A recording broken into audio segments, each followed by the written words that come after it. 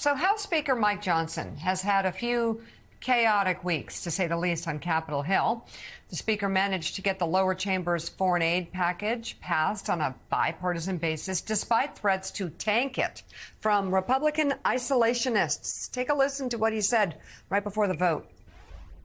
I hope that our Republican colleagues will stand together, stick together on this. I think we understand, look, I'm a child of the 80s. I regard myself as a Reagan Republican. I understand the concept of maintaining peace through strength.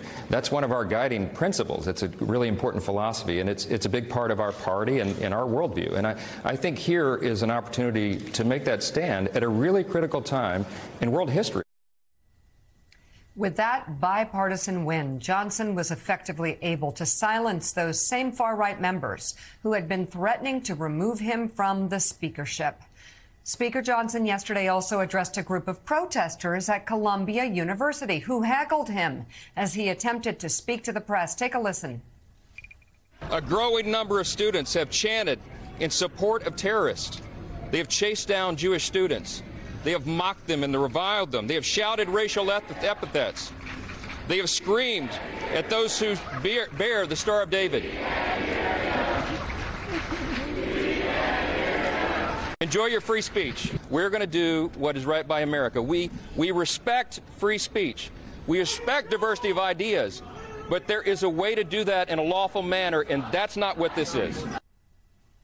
And so many people agree with that. Yeah. And again, that line, enjoy your free speech. I mean, you look at who some of these people are chanting for, the terrorists, Hamas, because there's some people obviously worried about the humanitarian situation in Gaza.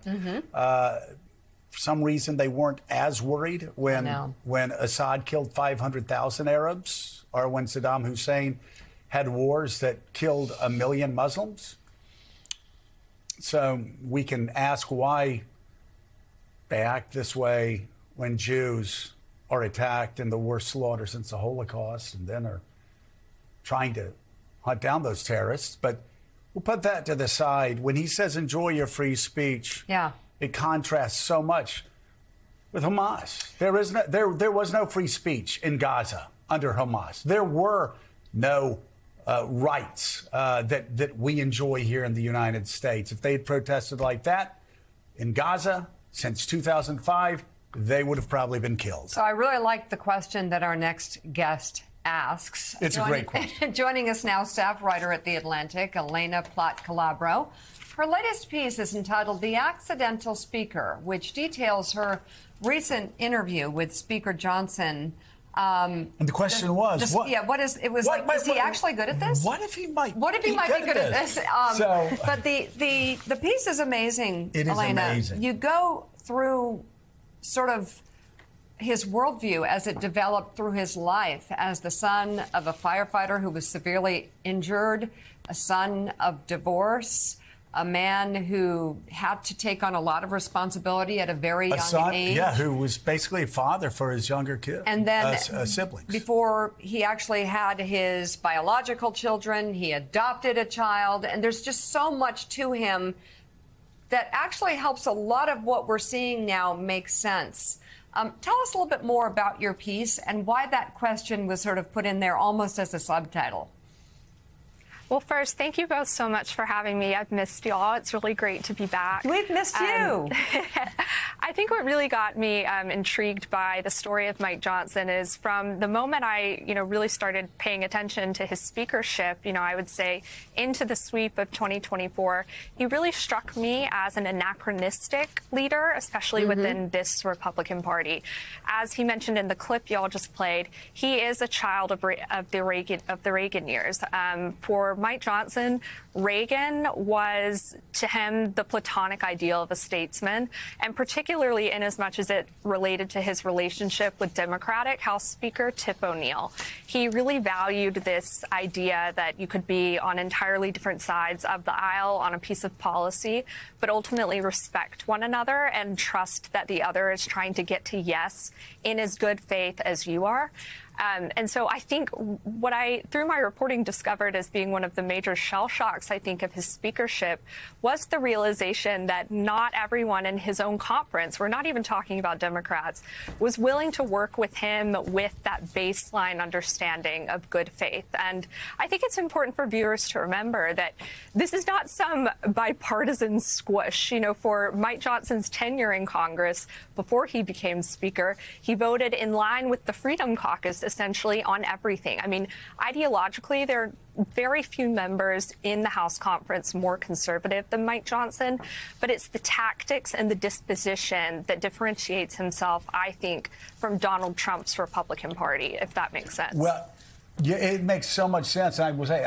This was one of these profiles that are so eye-opening, and you talk about it, and, you know, I wrote a book about how Republicans needed to be conservative ideologically, temperamentally moderate, and you said Johnson came into Congress with this in mind, and just a story about meeting John Lewis and being excited about meeting John Lewis and having his kids' pictures with John Lewis, and it was a thrill of his. That's an incredible part. And he posted it, and he found out very quickly that in Donald Trump's Republican Party, doing what I did, what a lot of Republicans used to do, John Lewis was a great friend of mine, that's not so easy to do in the days of Trump.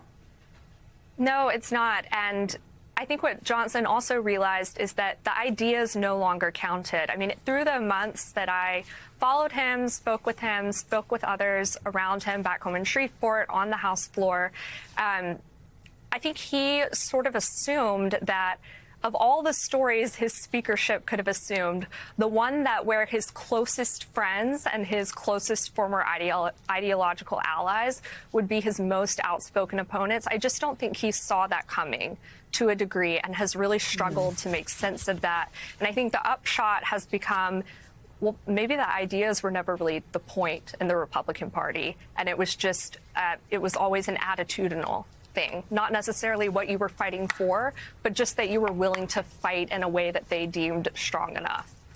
Elaina, good morning. It's Willie. Congratulations on this piece. It's a great read. Whatever your feelings about Thanks. Speaker Johnson, people should read it. I'm curious about one of the big concerns that people have about Speaker Johnson is his role in attempting to overturn the results of the 2020 election. And you do press him on that, and you do talk about that. And he suggests that, no, actually, he was the one in that brief filed to the Supreme Court that was trying to preserve the rule of law. Not sure that passes the smell test, but people are worried because he'll be the speaker, perhaps, if this is a close race again in November. And which way will he tilt? Will he go along with Donald Trump? What was your sense of that when you got to speak to him about it? I would absolutely say, Willie, that to me was perhaps the most disturbing moment of our conversation, just sort of the moment at which all of the things that he had been telling me up to that point about his respect for institutions, the degree to which he values civility, just seemed to sort of be tabled when it came to the 2020 election. His argument is that, you know, the amicus brief that he spearheaded, along with the Texas lawsuit attempting to overturn the results in several states, was that it was so narrowly focused that it was totally divorced from Donald Trump's more hysterical rhetoric about fraud and stolen ballots and things like that. But the reality is that he knew that nobody, not his constituents, not Trump himself, would be reading any of the fine print of an amicus brief. The point was that he very adeptly stationed himself out there as someone who was on the front lines challenging the results of the 2020 election.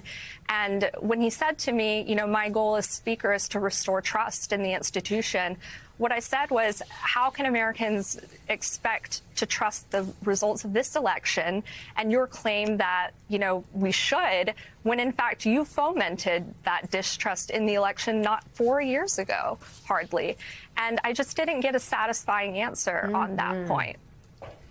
Yeah, and it is. And we're so glad you're here, and we hope you come back. And Mika, of course, the story about his boys. Oh, my God.